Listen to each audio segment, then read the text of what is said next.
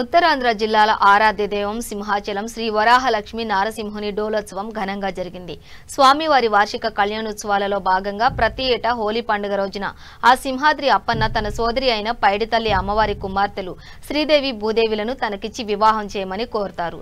అందుకు సోదరి సమ్మతించడంతో ఆనందంతో రంగులు చల్లుకుంటారు. అనంతరం భక్తుల దర్శనార్థం గ్రామ తిరువీధి జరుపుతారు. ముందుగా స్వామివారిని సుప్రభాత సేవతో మేల్కొలిపి విశేష ఆరాధనలు జరిపి సర్వాంగ సుందరంగా అలంకరించిన పల్లకీపై మెట్ల మార్గం ద్వారా సింహగిరి క్రిందకు చేరుకుంటారు. స్వామివారి సోదరి పైడితల్లి అమ్మవారి బొట్టును తనకిచ్చి వివాహం చేయమని అడుగుతారు.